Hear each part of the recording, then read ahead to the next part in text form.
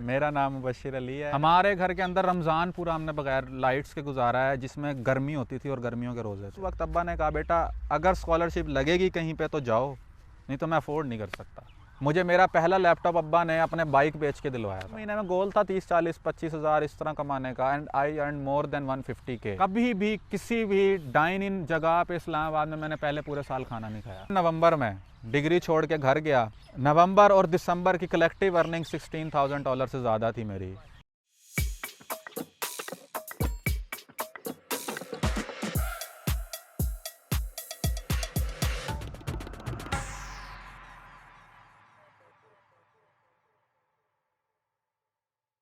तो यार मेरी स्टार्ट की जो जर्नी है ना, वो एक जैसे नॉर्मल बच्चा होता है ना, मैं वहीं से स्टार्ट करूँगा, वही है। मतलब हम अपने मिडिल क्लास फैमिली में पैदा हुए, वहाँ से बड़े हो गए। जैसे एक पेरेंट्स का होता है कि यार पहला बेटा है हमारा, मैं सबसे बड़ा हूँ अपने भाइयों में, तो कि कमाना है, अच्छी लाइफस्टाइल हो हर बच्चे का हमारे, हम उनको कोई सक्सेस दें, ये दें। मेरे अब्बा वाज लाइक रियली, मतलब यूँ कह ले कि तू ना स्ट्रॉन्ग थे फाइनेंशियली, अपनी पूरी फैमिलीज़ में से ना उन लोगों में से हैं। स्टार्ट में थे, and he is being to Saudi Arab too, तो वहाँ पे भी उन्होंने मतलब कुछ ना कुछ अच्छा बनाया। तो फिर जब शादी हुई 1998 में, फिर उसके बाद यहाँ से ये जर्नी शुरू हुई कि एक डाउन आता है ना एक बंदा, वो जब औलाद हो जाती है, शादी हो जाती है, तो वो कुछ डिसीजंस लेता है जो कि उसको डाउनफॉल में ले आते हैं। तो मेरे अब्बा के भी वही स्टार्ट हुए, आहिस्ता आहिस्ता काम, मतलब ही वाज हार्ड वर्किंग, लेकिन आहिस्ता आहिस्ता उनका ना थोड़ा थोड़ा फील नहीं हुआ और वो कोलैप्स होते चले गए। तो मैं और मुझसे छोटा भाई जो है ना, हमने लाइफ में दोनों ने वो वक्त देखा है जिसमें हम बहुत अच्छे भी थे। लाइक मुझे अपनी मर्ज़ी की सारी चीज़ें दस्तयाब होती थी, अवेलेबल थी, हर चीज़ मिलती थी। और इसी तरह छोटा जो भाई है ना, उसने भी सब कुछ देखा। फिर एक डाउनफॉल आया, वो इतना ज़्यादा अजीब था हमारे लिए। Like we sold our home. हमने अपना घर बेचने के बाद फिर हम एक रेंट के घर में शिफ्ट हुए। उसके बाद हमने ना अपने अब्बा को देखा कि अनएम्प्लॉयड रहे बहुत अरसे तक। अब उस दौरान ये था कि आप कहते हो ना कि एक बुरे वक्त की आप लिमिट देखते हो। हमारी मिडिल क्लास फैमिलीज़ की क्या हो सकती है कि हमने घर में जैसे होता है ना, बच्चे होते हैं पैसे मांगते हैं किसी चीज़ के लिए, वो भी नहीं होते, हमारे पास नहीं थे। सफ़ेद पोशी लेकिन बरकरार थी कि भाई किसी से मांगना नहीं है, किसी से लेना नहीं है। बच्चों की हमारी इतना ज़्यादा अम्मा ने आदत डाल दी थी कि किसी से कुछ नहीं लेना, कि भाई ये बंदा अगर कुछ दे भी रहा है ना, कि अपने भांजे को या भतीजे को मैं ये चीज़ दे देता हूँ, घर आया हुआ हूँ, पैसे दे देते हैं, कुछ दे देते हैं, हमने कभी नहीं पकड़ी। वो ये था कि हमने वो हालात भी देखे थे कि मेरे छोटे भाई इस वक्त इतने ज़्यादा स्टर्न है ना इस चीज़ में कि उनकी कोई ख्वाहिशें ही नहीं है अब इतनी ज़्यादा। वो ये कहते हैं कि ना, मैं ना मतलब अपने छोटे भाई को कहता हूँ ना, अभी उसके जैसे नंबर आए फर्स्ट ईयर में, उसने 500 मतलब मार्क्स लिए 505 में से। मैंने उसको कहा यार जो तुझे चाहिए ना गिफ्ट में मुझे बता, जो तेरी है चीज़ मुझे बता, मैं दिलवाऊंगा। उसने कहा कुछ भी नहीं चाहिए मुझे, मतलब आप घर आओगे ना मुझे कुछ दिलवा देना अपनी मर्ज़ी से कुछ। लेकिन बच्चे की ख्वाहिशें होती, मेरे मुझसे कोई पूछता ना, लाइक मेरे भी इतने ही मार्क्स थे 9 में, मैंने कहा 10,000 रुपये दो, 5,000 दो, पैसे दो। तो लेकिन वो उस हालात से गुजरे हैं कि लाइक 7-8 महीने आपके घर में बिजली ना हो, आप कैसे गुजारोगे? ठीक है ना। हमारे घर के अंदर रमज़ान पूरा हमने बगैर लाइट्स के गुजारा है, जिसमें गर्मी होती थी और गर्मियों के रोज़े थे। ठीक है, तो ऐसे हालात से जब इंसान आता है ना, तो उसके जहन में एक होती है कि यार मैंने कुछ मतलब इतना तो करना है कि ये चीज़ें दोबारा रिपीट ना हो लाइफ में। बाकी अल्लाह ताला की ज़ात है, लेकिन रिपीट ना हो, इंसान एफर्ट कर सकता है। तो मैंने उसी हिसाब से पढ़ा था। और मेरे अब्बा ने ना एक चीज़ कही थी कि मुबशिर पढ़ना है, इसके अलावा तेरे पास कोई रास्ता नहीं है। ना मेरे पास जायदाद है, ना मैं तुझे कुछ इनहेरिटेंस में दे सकता हूँ, ना ही तुझे कहीं से कुछ जैकपॉट लग जाना है, तुझे कुछ तू बन जाएगा, पढ़ ले बन जाएगा। इसलिए एफएससी के अंदर I was a big nerd. मैंने बड़ी अच्छी तरीके से पढ़ा, सारा कुछ था। एक बस वो एक होता है ना हमारे साउथ पंजाब के स्पेसिफिकली शहरों में ये चीज़ होती है, मैं डिस्क्रिमिनेट नहीं कर रहा, लेकिन फिर भी वो ये होती है कि जी एफएससी तक है बस मेहनत, यूनिवर्सिटी जाओगे ना चिल लाइफ है, हलवा है, वहाँ जाओगे यार वहाँ पे आपके रिलेशनशिप्स होंगे, आप मज़े करोगे, और जी आपके ना पार्टियाँ होंगी, कॉन्सर्ट्स होंगे, ये होगा। बस वो माइंडसेट लेके ना एफएससी तक पढ़ना था। एफएससी तक पढ़ा, अच्छे मार्क्स लिए, बोर्ड टॉप किया, 3rd पोजीशन आई। फिर वहाँ से आगे प्यास। अब प्यास में भी यही जर्नी थी कि ना एडमिशन तो सब जगह हो गए, नस्ट से भी लेटर आ गया, यूईटी के अंदर 90+ मेरिट बन गया, सब चीज़ें हो गई, लेकिन फंस कहाँ गए, फीस के पैसे ना हो। तो अब वो अम्मा ने फिर अब्बा को कहा कि इस तरह मैनेज कर लो, यूँ कर लो, ये कर लो। तो उस वक्त अब्बा ने कहा बेटा अगर स्कॉलरशिप लगेगी कहीं पे तो जाओ, नहीं तो मैं अफोर्ड नहीं कर सकता। तो मैं उस वक्त मतलब मैं कहूँगा कि मैंने प्यास में जैसे अपनी कंट्रोलर होती थी पहले मैम अनिला उस्मान, उनको मैंने फ़ोन किया था कि भाई अगर यहाँ पे कोई स्कॉलरशिप अपॉर्चुनिटी है for a deserving person like me तो मैं अप्लाई करके पहली फ़ी भर के आ जाता हूँ किसी तरह। तो उन्होंने कहा हाँ हाँ बिल्कुल आया, and that was the last day to submit my fee. मैंने अपनी फ़ी जमा कराई, मनी ऑर्डर उनको भेजा, यहाँ आया, अपनी यूएसएड के फॉर्म पे सिर्फ नाम और अब्बा का नाम लिखा और दे दिया। एंड शी वाज लाइक कि जब अप्रूव हो जाएगी बाकी फिर फिल कर लेना। वो अप्रूव हो गई and I was the first person to get it उस वक्त। मतलब मेरा नाम सबसे पहले ही लिस्ट में था, बिकॉज मेरा केस ही ऐसा था, उन्होंने अप्रूव कर दिया। एंड उसमें भी एक फ़नी स्टोरी ये थी कि जब मैं अंदर गया ना तो उन्होंने मुझसे कहा कि आप अपना फ़ोन दिखाएं। लाइक दे वर जजिंग कि कितनी वेल्थ है इस बंदे के पास। मेरे पास उस वक्त ना चाइना का फ़ोन होता था कीपैड वाला। मैंने नहीं देखा किसी भी प्यास वाले के पास हो यार, उस वक्त मेरे किसी फेलो स्टूडेंट के पास नहीं होता था इतना छोटा phone. That was because FSc से पहले हमें फ़ोन अलाउड नहीं है घर में, किसी भी भाई को अभी तक भी नहीं होता। दूसरा ये कि जब मैं वहाँ आया तो मेरे पास पैसे तो थे ही नहीं कि मैं कुछ लूँ। वो फ़ोन मैंने लेके आया, उनको वो फ़ोन दिखाया, उन्होंने हाथ में भी नहीं पकड़ा, उन्होंने कहा रख लो। ठीक है। वो यूएसएड के जो आते हैं रिप्रेजेंटेटिव, उसने बंदे ने कहा कि आप ये रख लें, मैंने रखा, उन्होंने कहा आप जाएं। दैट वाज द ओनली मेरे ख्याल second question they asked me, और मैं चला गया वहाँ से। मुझे पता था कि मेरी हो जानी है। 2 हफ्ते बाद 1.5 हफ्ते बाद अनाउंसमेंट हुई और मेरी यूएसएड लग गई। मेरा फिर प्यास वाला ये सिक्योरिटी हो गई कि अब मैं पढ़ सकता हूँ, लेकिन पढ़ाई कहाँ से होती, जहन में तो ये था मज़े करने हैं। पहला सेमेस्टर जो था उसका रिज़ल्ट आया फिर ख़राब, 3 से कम जीपी आया, and I was really tensed कि यार ये क्या चीज़ हो गई है, ये तो गलत है। फिर मैंने कहा कि चलो कुछ और ट्राई करते हैं। दूसरे सेमेस्टर में एम्बिशंस बनी थी ये फ्रीलांसिंग वाली ना, कि यार कुछ करता हूँ जिससे कमाया जा सके। फर्स्ट में भी पता था मुझे, मैंने कुछ देखा भी, लेकिन मेरी गलती ये थी कि मैंने ना पहले स्किल नहीं सीखा, कमाने की तरफ आ गया कि प्रोफाइल बना लूँ कमा लूँगा, लेकिन वो हुआ नहीं। उसके बाद ना सीन यूँ कह लो कि पहली प्रोफाइल बनाई, कम्युनिकेशन थोड़ी अच्छी थी, पढ़ाई में थोड़ा ठीक था, तो वहाँ क्लाइंट से कम्युनिकेट किया तो दे सेड के ना आप ना ये प्रोजेक्ट बना दो। पहला $100 ही $100 का आ गया, and it was a huge achievement. पहले फाइवर पे 5-5 के मिलते होते थे, 100 का ऑर्डर आ गया। मैंने अपने एक दोस्त को कहा बना दे, उसने कहा मैं नहीं बना के देता, 3-4 लोगों का नहीं बना के देता, वो ऑर्डर कैंसिल हो गया। मैंने फिर ना, मुझे कुछ चीज़ें पता नहीं थी कि क्लाइंट से ऐसे बात नहीं करते, ये चीज़ें अलाउड नहीं होती है। मैंने उस क्लाइंट को कहा आप मुझसे आउट ऑफ फाइवर आगे बात कर लो, ये कर लो, उन्होंने की और मेरा प्रोफाइल बैन हो गई। लाइक वो पकड़ लेते हैं चैट। पहली प्रोफाइल बैन हुई, फिर दूसरी बनाई, वो मैंने फेक प्रोफाइल बनाई कि लड़की के नाम से बनाता हूँ। वो एक सिक मेंटालिटी होती है ना हर बंदे की कि भाई मैं बनाऊँगा और इस तरह से कैश करूँगा, वो भी फेल हो गई। ऑब्वियसली नहीं चलता, ये काम नहीं चलते। फिर मैंने वो तीसरी प्रोफाइल बनाई थी समर में आके, 2017 का जब समर स्टार्ट हुआ, 2 सेमेस्टर प्यास में हो चुके थे और सेकंड सेमेस्टर में एक सब्जेक्ट भी फेल हो गया था। अब वो फेल होने वाला क्या करता है, पहले नया स्टूडेंट समर में आता है, इम्प्रूव करता है और अपना क्लियर कर लेता है। तो मैंने कहा रिस्क लेते हैं।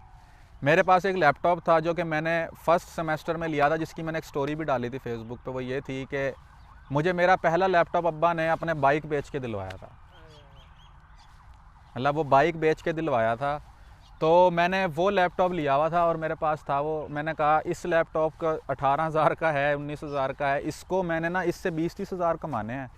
मैं प्यास जाऊँ ना, ताकि अगले सेमेस्टर मेरे पास कुछ अच्छे कपड़े हों, अच्छी थोड़ी सी चीज़ें हों, ताकि मैं कोई लाइफ गुजार लूँ ना अपनी, अच्छी थोड़ी सेविंग हो जाए, 20-25 हज़ार एक्स्ट्रा हो जाए। मैंने वो गोल रख के समर में अपना वो सब्जेक्ट स्किप किया और अपना काम शुरू किया। तो अब मैं वहाँ बताता हूँ कि वो जो लैपटॉप था ना, तो वो साथ चल नहीं पा रहा था ना ठीक मेरे घर में। तो मैंने वो लैपटॉप पहले बेचा जाके मार्केट में 15 का। उस 15,000 का मैंने एक पीसी लिया जिसकी एलसीडी थी ऐसी, चौकोर नहीं होती थी, स्क्वायर, जिसकी पीली पीली टिंट होती थी एक, वो वाइट भी नहीं होते थे प्रॉपर। उस पर मैं डिज़ाइन करता था। फिर उस डिज़ाइन को मैं घर के फ़ोन में डाल के कलर्स देखता था कि फ़ोन के स्क्रीन पे ठीक आ रहे हैं, क्योंकि वो वाइट येलोइश सी थी ना थोड़ी सी। ये एक स्ट्रगल थी। मतलब लोग कहते हैं कि जी हमने उस वक्त इतना सफ़र करके पढ़ने जाते थे, ये हमारी जनरेशन की अपनी स्ट्रगल्स हैं। तो मैंने वो लोगोस इस तरह बना के पहले एक प्रोजेक्ट अभी तक याद है, जुम्मे की शाम को आया था मुझे वो प्रोजेक्ट आया, उसने $5 टिप दी and I was the happiest person in the whole मोहल्ला कि भाई मेरे पास पैसे आ गए हैं $10। तो वहाँ से वो शुरू हुआ और उस 3 महीने में गोल था 30, 40, 25 हज़ार इस तरह कमाने का, and I earn more than 150K तो वहाँ से एक अर्ज मिली कि यार ये चीज़ ना कमाई जा, मतलब आपकी लाइफ चेंज कर सकती है। Like I was not even a graduate, और मैं एक ग्रेजुएटेड इंजीनियर से ज़्यादा पर मंथ कमा चुका था उस वक्त। 3 महीने को आप एवरेज निकालो 50,000 प्लस बनते हैं, जो कि आपको नहीं मिलती इतनी आसानी से जॉब स्टार्ट में। मैंने कहा यार ये तो अभी स्टार्ट है, मैं इसको एक्सपेंड कर लूँ थोड़ा सा तो हो जाएगा। फिर वहाँ से मैं प्यास आया तो मैंने फिर अपनी पढ़ाई को थोड़ा कम प्रेफरेंस दी और इस चीज़ को ज़्यादा दी, और यही हुआ। फिर मेरे ख्याल थर्ड सेमेस्टर में मेरे ख्याल 2 सब्जेक्ट फेल हुए, लेकिन काम चलता गया। अब उसको मैंने नरिश कैसे किया, वो थी प्यास की सोसाइटीज़। अब मैं इनको ये कहता हूँ कि university why degree is important in your life, वो इसी वजह से होती है कि आप जब यूनिवर्सिटी में आते हो ना तो सिर्फ पढ़ने के लिए नहीं आते, कुछ चीज़ें ऐसी होती हैं जो लाइफ चेंजिंग होती हैं। मेरी लाइफ चेंजिंग चीज़ें यही थी। मैंने अपने सीनियर्स के साथ बैठ के सीखा। आमिर भाई थे एक सीनियर मोस्ट बैच में से थे हमारे, उन्होंने यार रातों को बैठ के ना मुझे डिज़ाइनिंग सिखाई अपने कमरों में सोसाइटी के काम से related. And I got to know कि भाई ये चीज़ें, ये सॉफ्टवेयर ये कुछ भी कर सकते हैं।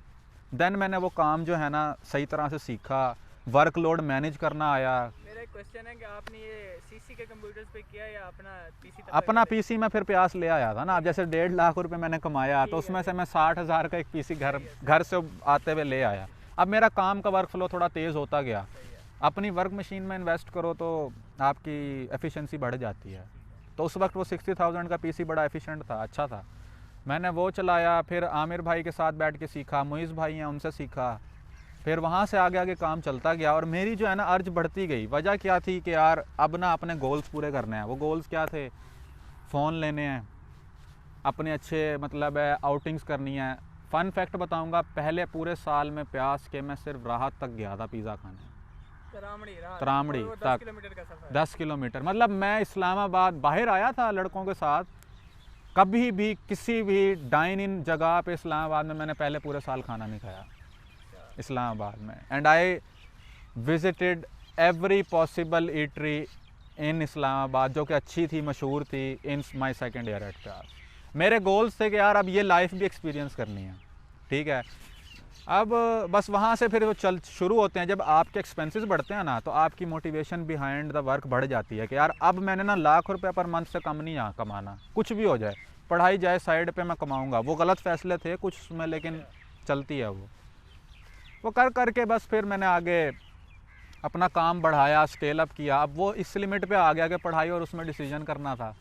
फिर कुछ यूनिवर्सिटी के भी मसले थे मेरे, मतलब कह सकते हो हर बंदे के होते हैं, जो थोड़ा सा फ्रीडम में आ जाए ना, इंडिपेंडेंट हो जाए, उसके होते हैं। वो जब मेरे बने तो एक पॉइंट ऐसा आया कि मुझे या तो यूनिवर्सिटी चूज़ करनी थी, हॉस्टल से निकाल दिया गया था मुझे, कि या तो यूनिवर्सिटी चूज़ करनी थी या मैं अपना काम चूज़ कर लूँ। तो मैंने अपने अम्मा अब्बा से मशवरा किया और उन्होंने कहा बेटा आप अपने फ़ैसलों के ख़ुद ज़िम्मेदार हो, अब इस एज में हो। आज अगर डिग्री छोड़ोगे तो कल को बस 1.5-2 साल बाद 3 साल बाद हमें ये ना कहना कि तुम्हें रिग्रेट है छोड़ने पे, कि तुम चाहते कि अगर वो मैं डिग्री पूरी कर लेता आज की जॉब तो कर ही रहा होता। मैंने कहा चलो मैं ना रिस्क लेता हूँ, एक दफ़ा ले चुका हूँ लाइफ में पहले समर में, दोबारा लेते हैं अल्लाह निगहबान। वो रिस्क लिया मैंने। नवंबर में डिग्री छोड़ के घर गया। नवंबर और दिसंबर की कलेक्टिव अर्निंग $16,000 से ज़्यादा थी मेरी, बिकॉज उस महीने में मुझे ये पता था कि अगर मैं बैकवर्ड गया ना तो बेइज्जती अलग होगी, अम्मा अब्बा का कॉन्फिडेंस अलग ख़त्म हो जाएगा। और जो मेरे यूनिवर्सिटी से, जैसे there was one person in my university who said कि ये बंदा चला गया ना छोड़ के, देख लेते हैं क्या कर लेगा।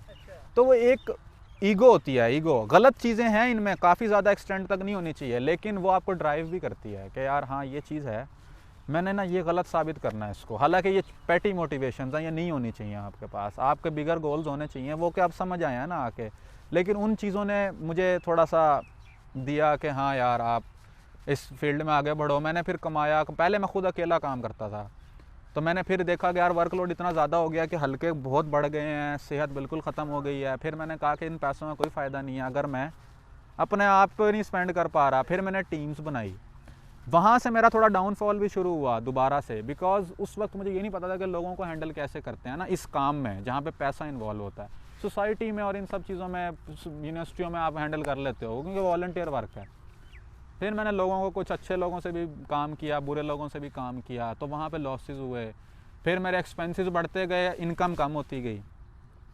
तो उन चीज़ों को फिर मैंने देखा कि एक वक्त ऐसा आ गया घर में थोड़े मतलब मुश्किलात आती हैं, आपको होता है कि ये खर्चे भी हो गए हैं, ये भी हो गए हैं, ये भी हो गए हैं। फिर एंड में आप अकेले बंदे को पता होता है कि यू आर बैंकरप्ट, आपके पास अब बैंक अकाउंट में आखिरी 50,000 पड़े हैं। अब अगर अगले महीने काम ना किया फिर मसला हो जाएगा। और काम आ नहीं रहा था। फ्रीलांस का यही होता है ना, कभी कभी बिल्कुल काम हल्का हो जाता है। At that moment of life मैंने सोचा कि सिर्फ ये प्रोफाइल्स जो है ना, ये सोर्स ऑफ अर्निंग नहीं है, मेरे एसेट्स डिवाइड होने चाहिए। तो मैंने फिर वहाँ से दोबारा काम शुरू किया, लेकिन इन्वेस्टमेंट मॉडल पे किया कि लोगों को कहा कि आप इन्वेस्ट करें मेरे साथ, इस मॉडल में करें, इसमें करें। वो साल सवा साल लगा, उनके भी पैसे बन गए, मेरे भी पैसे बन गए। फिर मैंने उन पैसों को इन्वेस्ट करके और पैसे बना लिए। ये यहाँ तक की जर्नी है। और अब अल्हम्दुलिल्लाह मैं ये कह सकता हूँ कि मेरे अब काफ़ी ज़्यादा जो है ना, काफ़ी सारे बिज़नेस मॉडल्स हैं और कुछ बहुत सिक्योर हैं, सेविंग मॉडल्स भी हैं, पैसिव इनकम मॉडल्स भी हैं, वो चल रहे हैं। विद लर्निंग कर्व ना हर दूसरे महीने कुछ ना कुछ सीख रहे हैं। कभी कोई चीज़ आ जाती है कि यार ये चीज़ पैसा बना के दे रही है, इससे कर लो, ये कर लो। लेकिन वही अब चीज़ एक बैलेंस है कि मेंटल पीस, फैमिली टाइम, दोस्तों के साथ बाहर जाना, ये जाना, अभी इनमें एक बैलेंस बना लिया है। लेकिन वो बैलेंस आता विद टाइम है, जब आप अपनी खुद स्ट्रगल कर लेते हो। तो ये थोड़ी सी लॉन्ग स्टोरी में ये मेरी एक सक्सेस थी कि मैंने इस हालात से आके यहाँ तक जो है ना डाली है। अब मैं ये कह सकता हूँ कि I can relate with like at least 95% of the students जो कि यूनिवर्सिटियों में आते हैं, क्योंकि हमें पता होता है हमारी फैमिली की फाइनेंसिस क्या हैं। हम यूनिवर्सिटी में आगे किसी को बताते नहीं हैं कि हम कितने गरीब हैं, कितने अमीर हैं। वो इनर कह लो कि एम्बिशंस होती हैं आपकी, जो आपको ड्राइव करती हैं। अब इसी चीज़ की वजह से काफ़ी सारे लोग अटैच हो गए, उनको काम सिखाया तो वो भी करने लग गए। उनका नसीब साथ मिल गया ना। हाँ, बस वो नसीब, दुआएं होती हैं, वो साथ मिल जाती हैं तो चलता है।